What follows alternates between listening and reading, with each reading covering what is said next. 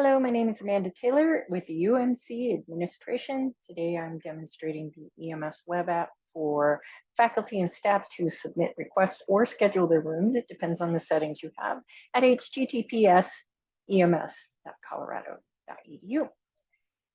When you visit the site, you will be asked for your identity and password. If you are having any difficulty, please reach out to me, amandat@colorado.edu, and I will verify your account is functioning properly. Let's begin with some quick tips. Today's tips are about applying filters or saving your filters to certain aspects of this. And then the next time you log in, they will always be there and you don't have to do it again. My first step is create a reservation and talking about how you choose between different views of your facility. So create a reservation. You will see a lot of templates of areas you're authorized to book. So simply choose the area that you want and click the Book Now button. You notice it is on the full building right now in the locations. You can actually adjust that. If you just want to see your conference rooms, you uncheck the building and you go to the views of your building. The views are just little partitions of your buildings. This view is showing because OIT has supported spaces where they support equipment and services. So they also see these rooms. I can turn that off for them if that's not supposed to be a thing. But anyway, let's go there. Clipper conference rooms or site conference rooms.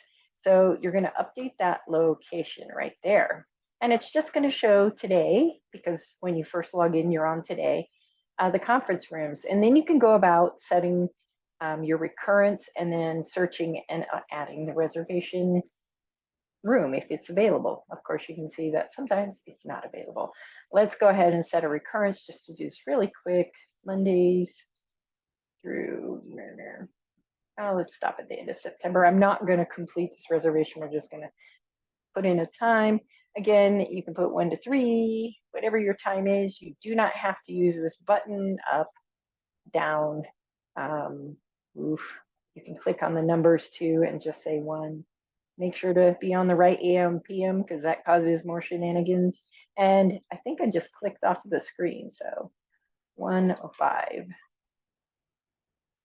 Yeah, so that works. All right. And we'll make this 3. So we have some padding, like everybody's not showing up too early. All right, so I've decided my recurrence. It's going to be from 1:05 to 3 p.m. I'm going to apply my recurrence and I'm going to search. And if the room is available for all your dates, it's usually at the top of the list, available 8 out of 8. If any of them have something going on at that time or one of those dates, you can click and you'll see faculty meetings. So 1:30 to 3, that's why you can't have it. You can change your time if that's what you want and say, okay, maybe we should meet 12 p.m. to 1:15 because I saw that they get in there at 1:30. I don't want to be button myself right up against there and creating shenanigans.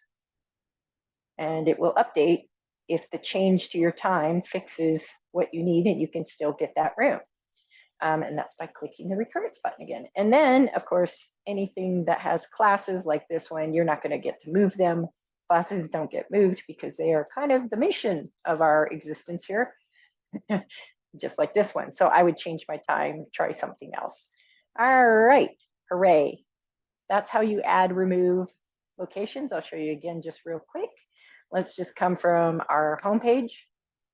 Let's go to create a reservation. Sorry, I'm going to go to browse next. So my brain's there. Find your template and click book now.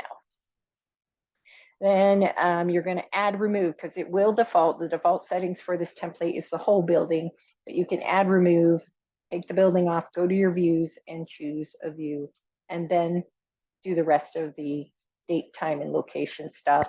Recurrence if you decide to meet weekly or daily. I think, do you have daily in there? No, it's just weekly on this one. I have other settings for random and daily, but recurrence weekly is nice because you can just say, okay, I want that many days, All right, so this looks good. I'm happy to see that it's applying the correct views for these spaces. Next on the list, we are going to go to browse locations and browse events and talk about creating filters for those, because the locations actually are tied to all 2,400 and some odd rooms, a little more than that now. You do need to save filters for your account. So go ahead and add remove locations. You notice the buildings and views again. A view is a part of a group of rooms, and the building or a partition is a whole building with those rooms. So we're going to go to Munzinger Psychology, and you'll notice there are multiple partitions here. LM, there we go. So this is the offices that history and a couple other departments are temporarily sharing. This is the classrooms that are not tied to psych and neuro. And then here are psychology and neuroscience. We're going to check that and update my location. I like that location. That is going to be my favorite location forever and ever. So I'm going to save it. All right, and I might save a couple more. So I'm going to add remove locations, but this time I'm going to remove that one and I'm going to add a view, because notice there are lots of views on campus. Unlike the short list you saw before, you actually have to scroll down and save your own views. So I'm going to save one at a time so that I can partition each view off. Update locations, save filter, save filters. All right, and then I'm going to do it again and get all of the filters I love preset on my account. Okay, psych. I went too far. I made it big enough so I could see. I capitalized like. Oh, I'm not on the views tab. That happens a lot. I do that all the time. Oh, look, and it's right there. Haha. Update location, save. Save. Are you sure you want to save? Are you really sure? And we'll remove it. Go to views, testing and learning, update locations, and save. Save. Now, if I've logged out, let's just, oops, not that, log out, sign out. All right, now if I'm logged out and I log back in, and I go to my browse locations, it's going to do the usual default 100 rooms because it's fastest. That's how fast. Go to your saved filters because we just saved all of those. Boom. And here they are. And you can just go, oh, load filter.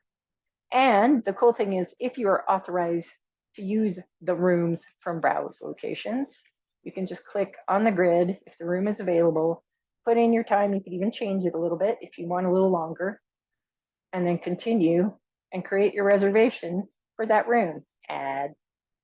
The other thing you can do from here is, once you do it, if you click recurrence, it's going to search all your rooms in that building. So make sure if you add remove a view, for sure to stay in the conference rooms if you decide, oh wait, I do want to make a recurrence from that click. So, oops, I got it. I bet I lost my filter because I'm browsing. Yep, that's why you save your filters. Saved, Clipper research, Clipper conference. There we go. Load. Make the reservation for me. Oh, it's still loading something. There we go. 2 to 3, continue and finish to step 2 to make your reservation. But make sure you add the room. It doesn't seem obvious, but it really wants you to confirm that 2 to 3 is the time you wanted. And if not, you can always add it to 4P and whatever. And then it will let you keep that room if it's available. But notice what happened when I said, when I change something here, it loads the default location, which is all of the buildings, but it still keeps your room. Reservation detail, you put in the who and the what and the where and the when, and then click create a reservation and you're done. All right, let's go to browse events because we're going to do the same thing with this one. You can get back to this menu from the little hamburger here once you're in something. I'm not going to save this reservation. Browse events. All right, we're going to do the same thing we did before. It's going to load the daily list, but we are going to create some saved filters. So the first thing you're going to do, this is a little different because the locations are over in this button. I have no idea why they put it there because I like it in that link, but maybe that's not their thing. Oh, look at that. It's right there. Oh, I might have been in the compact view. Was I in the compact view? I want to talk about that then. Oh, I sure was. Okay, stay out of the compact view. There it is. Add, remove locations. I was like, that's weird. Views, of course, you're going to choose your favorites. So we're going to go to psychology and psych. Right. All right, conference. Well, let's go in alphabetical order because my brain. Update. All right. And then we're going to save that filter with the save filter button, not the past tense one that says it's already done. And we're going to do the same thing. Remove views. It should be on psych. Yay. Conference rooms. Update. Save. Save. And then we're going to do that last one, add, remove locations. Don't forget to remove this one first, or you get 2 on your account. Testing and learning, state locations. And did I save it? Save. I can check my save filters to make sure I'm not cuckoo banana pants. If you ever want to get rid of a filter, you just click save filters and click the delete button. So I'll get rid of the Glenn Miller Ballroom, and then I'll load the UMC. So today, August 6th in the UMC. You can also use the monthly list, which is nice sometimes. You can see what's going on in the building. I like the weekly list. It's my favorite because start and end times appear on the weekly version, and it's a little easier for my brain to read, especially if you are looking at an entire very busy academic building. Just remove that one. On one of our first days of classes, you can see that beginning of the day when classes start, 8 a.m., a couple weekend events happening right before classes start for new student family programs. And then you can see if there are any other anomalies. Clicking on an event pops out the information, and if it's recurring, and if it's a registrar event, we cannot move them in this system. I think I mentioned that before. But here we are. That's kind of how you add filters and save them to your personal account, and you can use them. And then we'll just remember that create a reservation. When you get into the template, I'm just going to do this demo again because it's slightly different than the other 2 that we just did. Don't forget the add, remove location button. That's the one, because this will always default to the whole building partition. Uncheck views, find your favorite one, and update. You can have more than one too. So if you want to see the research rooms together with the conference rooms, you can do that as well. And then select your room, date, time, and next step to finish the reservation. And that is all I have. If this is too much, too fast, please reach out. I'm happy to sit with you or demo with you through Teams. You can do the walkthrough yourself, and I can help you along. But I hope the video keeps everybody going. And if you have any more questions about the EMS system, please let me know. Thank you and have a great day.